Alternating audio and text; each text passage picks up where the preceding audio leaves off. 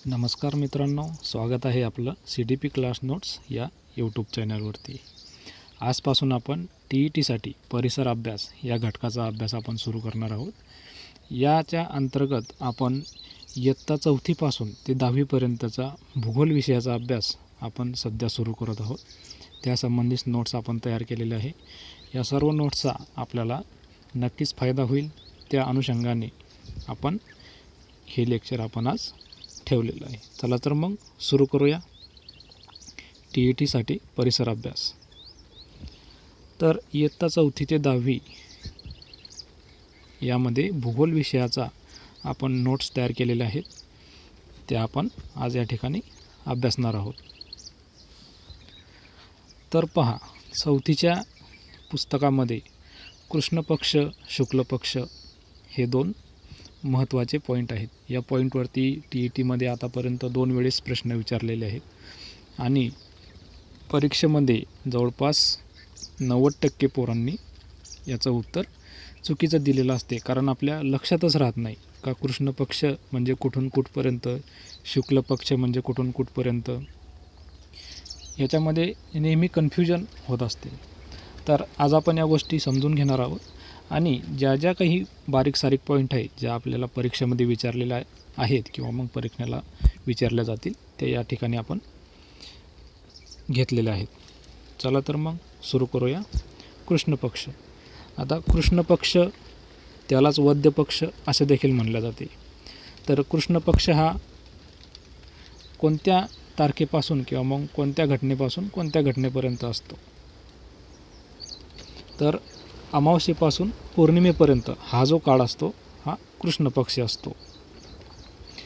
तर आपल्याला अमावस्या पौर्णिमा हे तर माहीत आहेच, परंतु कृष्ण पक्ष लक्षात कसा ठेवायचा? मग आपल्याला लक्षात कसं काय राहील की अमावस्येपासूनच पौर्णिमेपर्यंतच कृष्ण पक्ष असतो? तर एक गोष्ट लक्षात घ्या, कृष्ण म्हणजे काळा असं आपण समजूया। कृष्ण म्हणजे काळा किंवा सावळा, म्हणजे अमावस्येपासून पौर्णिमेपर्यंत। आता अमावस्येला रात्री चंद्र हा नसतो, दिसत नाही आपल्याला, कारण पूर्ण अंधार असतो।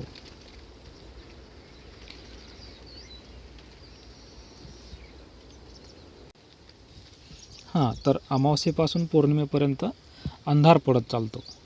म्हणजे आपण असं लक्षात ठेवूया की अंधार हा सुद्धा काळा असतो आणि काळा म्हणजेच कृष्ण असं आपण लक्षात ठेवूया। म्हणजे अमावस्या ज्या दिवशी असते त्या दिवशीपासून पौर्णिमेपर्यंत अंधार पडत जातो आणि पौर्णिमेच्या दिवशी पूर्ण चंद्र निघतो आणि त्या दिवशी पूर्ण उजेड असतो रात्री। म्हणून लक्षात कसं ठेवायचं, अमावस्येपासून पौर्णिमेपर्यंत, अमावस्येपासून अंधार पडत चालतो पौर्णिमेपर्यंत, म्हणून कृष्ण पक्ष। आणि शुक्ल पक्ष म्हणजे पौर्णिमेपासून अमावस्येपर्यंत, म्हणजे पौर्णिमेला पूर्ण चंद्र निघतो आणि पूर्ण उजेड असतो आणि तिथून मग अमावस्येपर्यंत उजेड हा कमी होत जातो, परंतु उजेड असतोच। म्हणून उजेड म्हणजे पांढरा म्हणजे शुक्ल असं लक्षात ठेवायचं। शुक्ल पक्ष पौर्णिमेपासून अमावस्येपर्यंत हे घटक परीक्षेला विचारले जातातच नेहमी। त्याच्यानंतर चांद्र कालगणना। आता काही कालगणना आपल्या पाठ्यपुस्तकात दिलेल्या आहे, चांद्र कालगणना, सौर कालगणना, चांद्र सौर कालगणना। तर त्या नेमक्या काय आहेत आणि त्यांचा उपयोग कुठं केला जातो त्याची माहिती आपण घेऊया। तर चांद्र कालगणना म्हणजे काय? तर याच्यामध्ये फक्त चंद्राच्या गतीचा उपयोग केला जातो। चांद्र कालगणनेमध्ये फक्त चंद्राच्या गतीचा उपयोग केला जातो आणि ही चांद्र कालगणना कोणत्या दिनदर्शिकेमध्ये वापरली जाते? तर इस्लाम दिनदर्शिकेमध्ये या पद्धतीचा वापर केला जातो। आणि चांद्र कालगणनेनुसार वर्ष हे 355 दिवसांचे असते। जसं आपण आता सध्या 365 दिवसांचं वर्ष म्हणतो की नाही, परंतु चांद्र कालगणनेनुसार वर्ष हे 355 दिवसांचे असते। त्याच्यानंतर सौर कालगणना। सौर कालगणना ही पृथ्वीच्या वार्षिक गतीचा उपयोग या कालगणनेमध्ये केला जातो। म्हणजे सौर कालगणना करताना पृथ्वीची वार्षिक गती लक्षात घेतली जाते आणि चांद्र कालगणनेमध्ये चंद्राची वार्षिक गती लक्षात घेतली जाते। सौर कालगणनेमध्ये वर्ष किती दिवसांचे असते? 365 दिवसांचे. म्हणजेच आपलं जे कॅलेंडर असते ते सौर कालगणनेनुसार तयार केलं जाते. म्हणून त्याच्यामध्ये वर्ष हे जे 365 दिवसांचे असते. ग्रेगरी दिनदर्शिका आणि भारतीय राष्ट्रीय पंचांग सौर कालगणनावर आधारित आहे.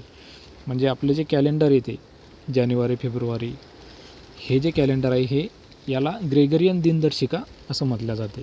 आणि भारतीय राष्ट्रीय पंचांग म्हणजे आपलं मराठी कॅलेंडर, या कॅलेंडरची कालगणना ही सौर कालगणनेनुसार केली जाते. भारतीय राष्ट्रीय पंचांगात वर्षाची सुरुवात 22 मार्च रोजी होते. म्हणजे आपलं जे मराठी कॅलेंडर आहे त्याच्यामध्ये वर्षाची सुरुवात ही 22 मार्च रोजी होते. जसं इंग्रजी कॅलेंडरची सुरुवात 1 जानेवारी रोजी होते, परंतु मराठी कॅलेंडरची सुरुवात ही 22 मार्च रोजी होते. त्याच्यानंतर येते चांद्र सौर कालगणना. वर्ष मोजण्यासाठी पृथ्वीच्या वार्षिक गतीचा आणि महिना मोजण्यासाठी चंद्राच्या वार्षिक गतीचा उपयोग केला जातो. म्हणजे चांद्र सौर कालगणनेमध्ये काय केलं जाते की वर्ष मोजण्यासाठी पृथ्वीच्या वार्षिक गतीचा उपयोग केला जातो आणि महिना मोजण्यासाठी चंद्राच्या वार्षिक गतीचा उपयोग केला जातो. भारतीय राष्ट्रीय पंचांगात लीप वर्षाची सुरुवात 22 मार्चऐवजी 21 मार्चला होते. आता लीप वर्ष आपल्या सर्वांना माहीत असेलच. तर ज्या वेळेस लीप वर्ष येते त्यावेळेस मराठी पंचांगामध्ये जी सुरुवात 22 मार्चला होत असते, तर लीप वर्षामध्ये ती सुरुवात आपली 21 मार्चला म्हणजे एक दिवस अगोदर होते. ऋतू व सण हे पृथ्वीच्या वार्षिक गतीशी संबंधित असतात. म्हणजे आपण जे सण ऋतू वगैरे पाहतो, हिवाळा, पावसाळा, उन्हाळा, होळी, दिवाळी, हे जे काही सण आहेत हे विशिष्ट ऋतूमध्येच येतात.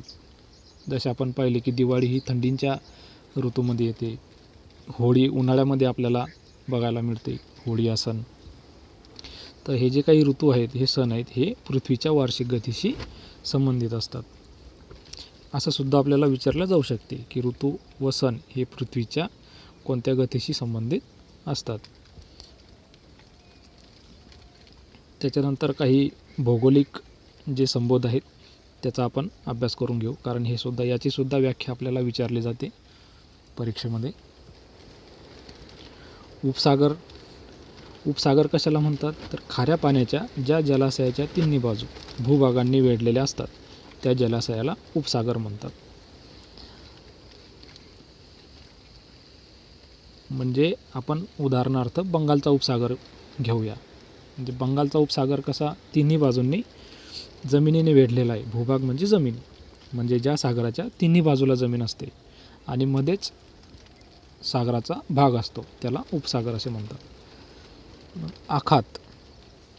आखात कशाला म्हणतात? तर जमिनीत घुसलेल्या सागराच्या अरुंद भागास आखात म्हणतात.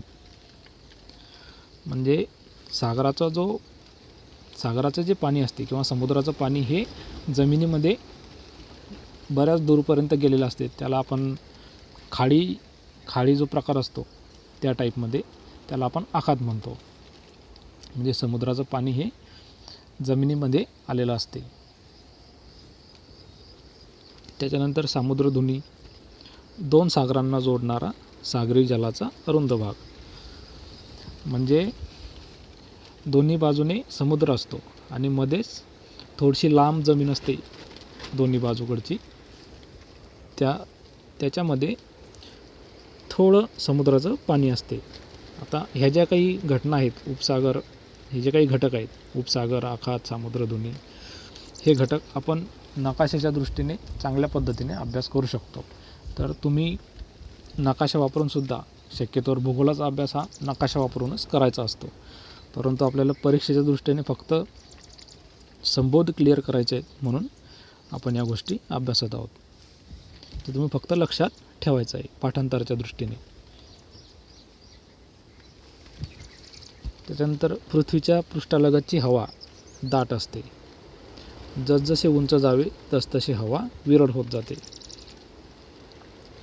या ओळीवरती सुद्धा TETने एका वेळेस प्रश्न विचारलेला आहे. म्हणजे पृथ्वीच्या पृष्ठालगत, जमिनीलगत जी हवा असते ती दाट असते. आपण जसं जसं उंच जाऊ तसतशी हवा ही कमी कमी होत जाते, म्हणजे वरती आपल्याला ऑक्सिजनची सुद्धा कमतरता भासते. त्याच्यामुळेच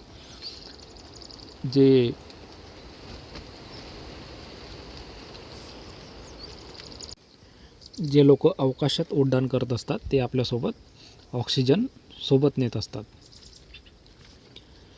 त्याच्यानंतर जीवसृष्टीवर परिणाम करणारी व तिच्या सभोवतालची नैसर्गिक परिस्थिती म्हणजे नैसर्गिक पर्यावरण. नैसर्गिक पर्यावरणाची व्याख्यासुद्धा विचारल्या जाऊ शकते, म्हणून लक्षात ठेवायची.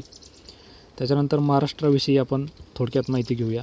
महाराष्ट्राचं क्षेत्रफळ 3 लाख चौरस किलोमीटर.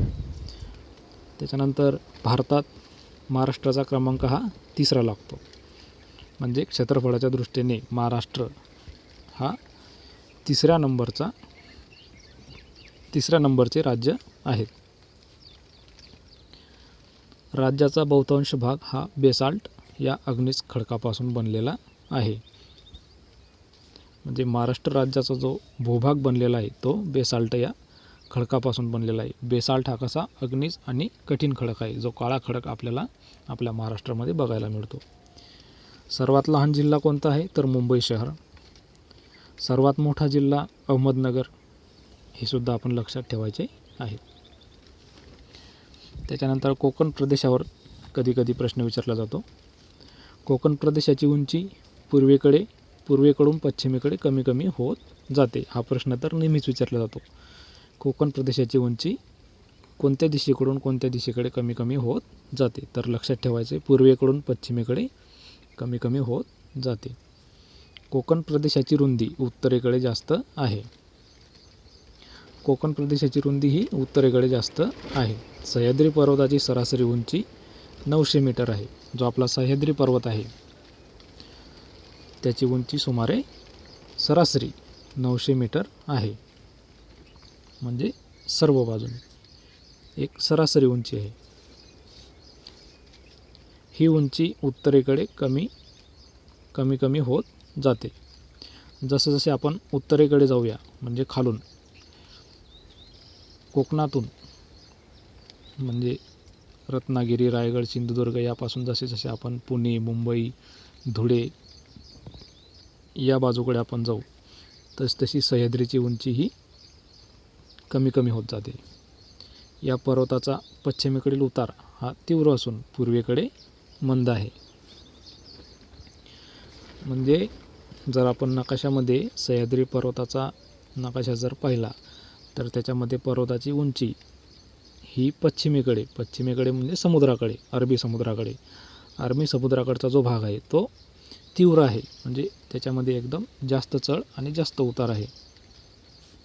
परंतु पूर्वेकडे म्हणजे त्याच्या उलट दिशेला जो भाग आहे पूर्वेकडचा तो उतार मंद आहे, म्हणजे हळूहळू आहे. त्यानंतर सह्याद्री पर्वतरांगेतील कळसुबाई हे महाराष्ट्रातलं सर्वात उंच शिखर आहे. त्याची उंची 1646 मीटर. सातपुडा पर्वतरांगेतील अस्तंबा हे उंच शिखर आहे. तर सातपुडा पर्वतरांगी आपल्या महाराष्ट्राच्या उत्तर दिशेला आहे, वरच्या बाजूला.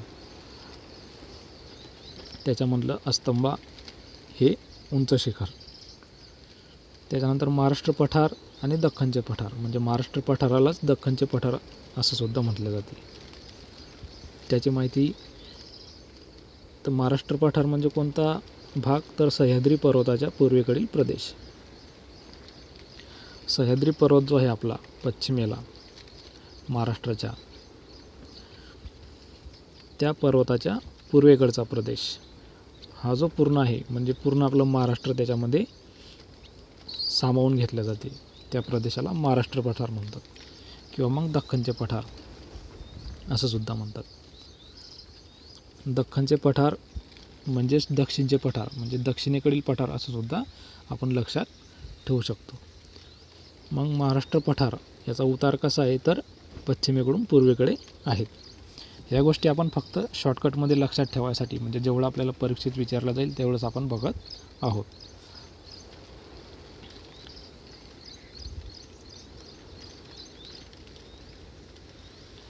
चला तर मग आजच्या दिवसापुरता एवढंच. परत पुन्हा नवीन माहिती घेऊन याच्या पुढची नवीन व्हिडिओ आपण नवीन लेक्चर घेऊया. तोपर्यंत धन्यवाद.